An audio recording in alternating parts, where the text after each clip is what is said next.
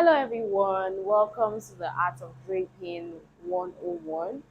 And in this class, we'll be talking about an overview of what draping is, introduction to draping, the purpose of draping, how it differs from your flat pattern making, and the tools or materials that you need for draping. Why exactly do we need to drape? And so many of the basics of draping. And I really hope you get to enjoy this course. Okay, so please stay tuned and carry go along with us.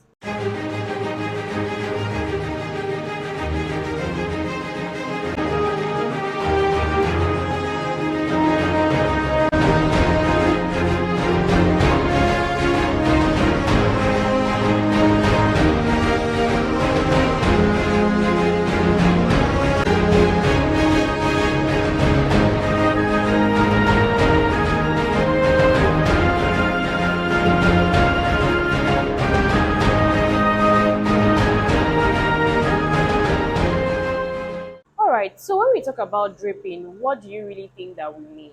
Or what's the first thing that comes to your mind when you hear draping?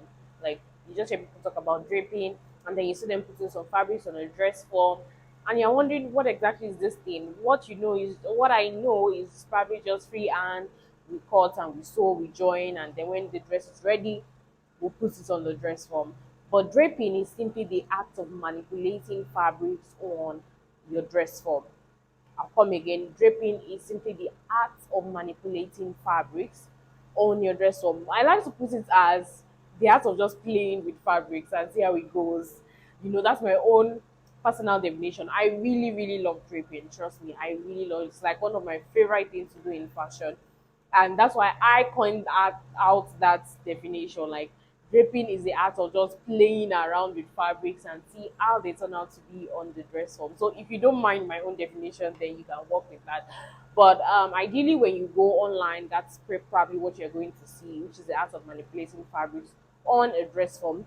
And one important thing that you should know about draping is that, unlike other types or other methods of garment construction, draping allows you to see the final result even before you sew it or even before you cut the fabric, which is one of the most interesting parts I really love in draping. So what that means is that I can really drape now and see the end result of what I'm trying to sew even before I sew it. So it means I can easily correct and say, oh, I don't like this part.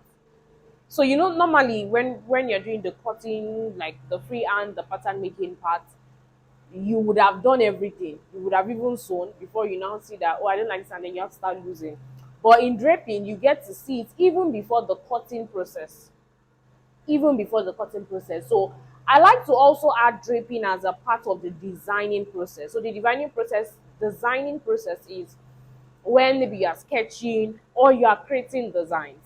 When I am less busy, when I'm in my leisure time, sometimes I like to drape. Or when I am trying to create designs and I'm not getting inspiration, sometimes I like to drape. So apart from the fact that draping is one of the methods used in garment construction, draping can also be used as a form of inspiration.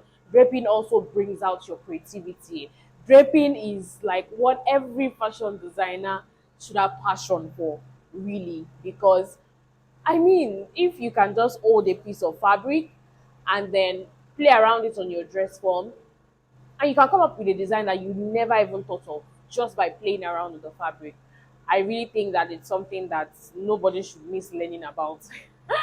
All right, so I've established that draping is one of the methods used in garment construction. So some of the methods that we know that are popular in garment construction is freehand method of garment construction. That's where you draft on your fabric directly and then you cut. The other method is the pattern making. That's also popularly called the flat pattern making, where you work with your patterns, that's your paper, to draft using the model's measurement. Then use model's measurement, draft and cut. Then the third one is draping. Okay, the third one is draping, where you are working directly with the dress form. All right, you are working directly with the dress form. You are using that to, you can use draping to create patterns.